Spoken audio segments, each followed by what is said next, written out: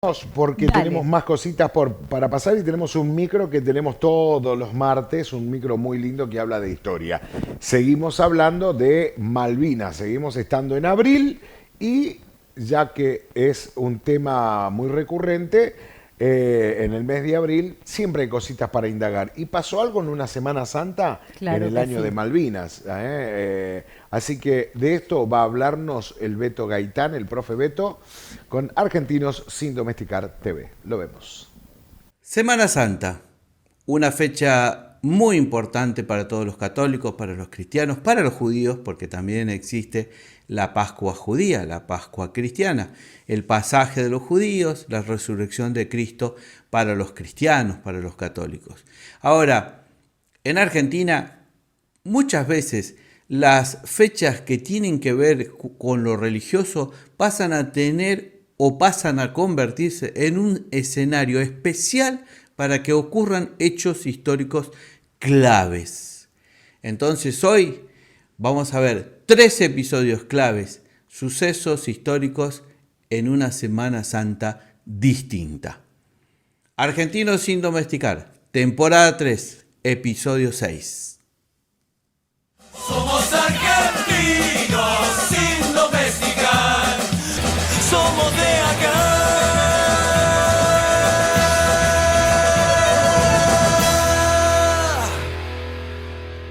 Muy bien, y estamos entonces en una columna más, la columna número 6, el episodio 6 de Argentinos sin Domesticar, temporada 3.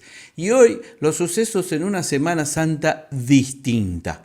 Y vamos a ver que a lo largo de la historia argentina se van dando sucesos y que de alguna manera la teoría indicaría que los hechos religiosos importantes saben ser el escenario ideal o casual, o no sabemos por qué, para que sucedan hechos históricos graves, importantes, a lo largo de la historia de nuestro país. Lo mismo ocurre, y quién no escuchó alguna vez decir, cuando llega fin de año, cerca de las fiestas, puede ser el escenario ideal para una revuelta social.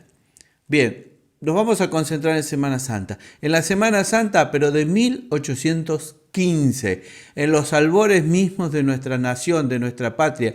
Estamos en el proceso que se había iniciado con la Revolución de Mayo, el 25 de mayo de 1810, y la historia tradicional nos cuenta ese cuadro tan pintoresco de la Revolución de Mayo y que después desandamos la historia y llegamos al 9 de julio de 1816, donde nos declaramos libres e independientes de toda nación extranjera, por supuesto, sobre todo de los odiados españoles que venían dominando este territorio con más de 300 años de antigüedad. ¿Pero qué pasó? De pronto, en 1815, el director supremo, habíamos avanzado de primera junta, junta grande, triunvirato 1, triunvirato 2 y director supremo. El director supremo de las provincias unidas, no tan unidas del Río de la Plata, en proceso de guerra de independencia, era Carlos María de Alvear. ¿Y qué pasó? La crisis política se hace presente. Ya había habido un intento de golpe, como si fuera un golpe de Estado en 1811, el que marcó el inicio de los triunviratos, la rebelión de las trenzas. Belgrano se encontraba luchando con lo que podía en el ejército del norte, junto con Güemes, tratando de frenar a los españoles. Y Buenos Aires, siempre mirándose el pupo de alguna manera, no daba las soluciones políticas que la guerra de independencia exigía. ¿Y cuál era la decisión política? Declarar definitivamente la independencia. Y ahí estaban cortando, sacando hojitas de las margaritas los porteños.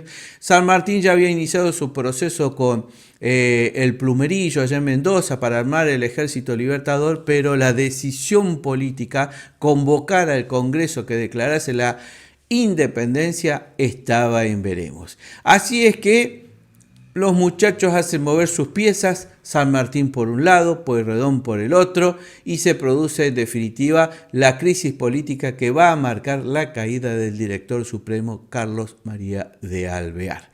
Esta fue uno de los primeros sucesos históricos en una Semana Santa distinta. Bien, y continuando con esa Semana Santa distinta, ahora nos trasladamos Cronológicamente, en el tiempo nos trasladamos a 1890, el Estado argentino, la Argentina de la generación del 80, la del modelo agroexportador, la de la élite conservadora, que ganaba las elecciones siempre con el Partido Autonomista Nacional, pero que con un sistema fraudulento, el sistema de voto cantado, no permitía que la oposición tuviese una alternativa clara y directa de disputar el poder a la élite gobernante. Este es un tema que está muy recurrente en estos tiempos, algún día lo vamos a tratar en profundidad. La cuestión es que no todo brilla, todo lo que brilla es oro, la panacea de ser el granero del mundo, la primera potencia mundial, distaba mucho en la realidad en cuanto a lo social. ¿Por qué? Porque la teoría del derrame, es decir, las riquezas que se generaba el país, que era real, concreta, el modelo agroexportador asociado a Inglaterra,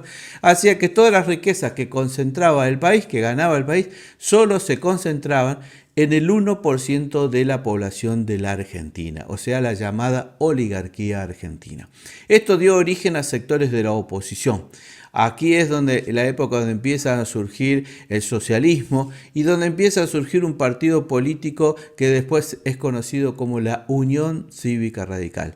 Entonces, la crisis económica de 1890 genera la previa, como siempre decimos, la economía es el motor de la historia, genera la previa de lo que después se va a conocer como la Revolución del Parque, el primer intento social y político de terminar con esta supremacía hegemónica de la oligarquía argentina, la llamada generación del 80, porque los muchachos se las habían ingeniado para sancionar una ley, la ley de voto cantado, donde la gente tenía que presentarse en los atrios de la iglesia y decir por quién iba a votar. Por lo tanto, quién se iba a presentar o quién se iba a animar a decir que votaba a la oposición cuando los patrones eran los mismos que integraban este partido político que ganaba siempre las elecciones. Otra Semana Santa distinta, 1890. Y por último llegamos, quizás cada vez que hablamos de Semana Santa en hechos políticos, para la conciencia colectiva de estos últimos años, la Semana Santa de 1987.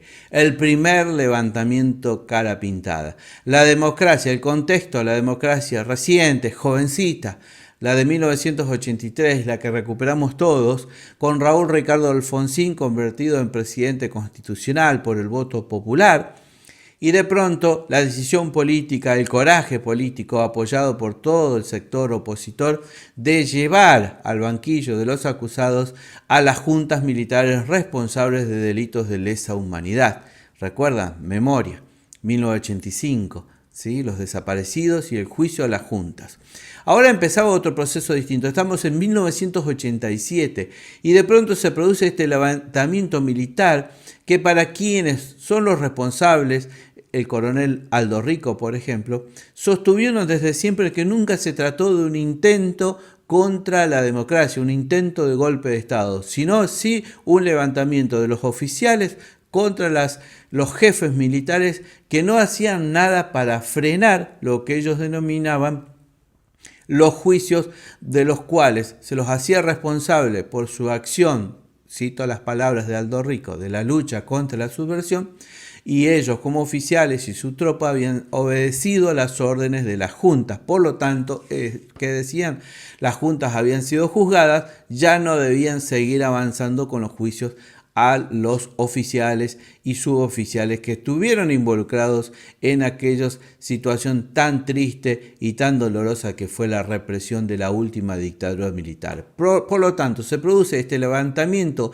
interno en el ejército, sobre todo en el ejército argentino, y que el periodismo, con esa clásica retórica y formas de titular y con un ingenio poco ingenioso diría, pero en definitiva el título quedó, cuando vieron que estos comandos, porque la mayoría eran comandos, tomaron el control de varias unidades militares, se tiznaban la cara como lo hacen todos los comandos y a un cráneo se le ocurrió decir, estos son cara pintadas. Y ahí quedó el título de esta Semana Santa de 1987 con el primer levantamiento de los cara pintadas, que a posteriores se va a convertir luego hasta en un partido político, va a tener su brazo político en el denominado Modín.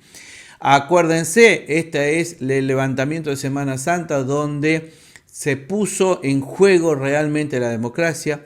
Todo el sector opositor, liderado por el Partido Justicialista en aquel momento, apoyó la presidencia de Raúl Alfonsín y la gente fue a Plaza de Mayo a reclamar la permanencia y a consolidar la joven democracia. Porque puede ser que los militares levantados no estuviesen de acuerdo en producir un golpe de Estado, pero sí ciertos sectores que siempre están solapados y agachados podrían haber aprovechado la oportunidad para provocar un golpe de Estado, como era muy común, como había sido muy común durante todo el siglo XX en nuestra querida República Argentina. Así es como el presidente Alfonsín, recuerdan esa imagen, se traslada hacia Campo de Mayo, donde estaban reunidos los militares levantados, habla con ellos. Hay una versión que dice que en algún momento cuando Alfonsín ingresa, por un coraje tremendo, porque estaba en juego todo, cuando ingresa a la zona donde lo estaban esperando, aparentemente un oficial medio nervioso o algo más le pone una pistola en la cabeza y se produce una tensión. Eso es un mito que hay, ¿no? Él nunca lo corroboró, pero bueno, siempre se comentó eso. Es para significar la gravedad de la situación. Vuela a Campo de Mayo, vuelve de Campo de Mayo a la Rosada y ahí el presidente Alfonsín pronuncia ante toda la gente que estaba en Plaza de Mayo y todos nosotros que seguíamos desde la tele los sucesos, la famosa frase: la casa está en orden, no hay sangre en la Argentina, felices Pascuas. Una de las frases que ha quedado en la historia argentina. Por lo tanto, esa fue otra Semana Santa distinta. Y como dijimos, parece que en la Argentina ciertas fechas de carácter religioso, como la Semana Santa, como las Navidades, pasan a ser escenarios de posibles levantamientos o revueltas sociales y políticas. De esta manera terminamos una columna más de Argentinos sin domesticar. La temporada 3, el episodio 6. Una Semana Santa distinta. Nos vemos el próximo martes. Chao. Dar gracias a Dios. La casa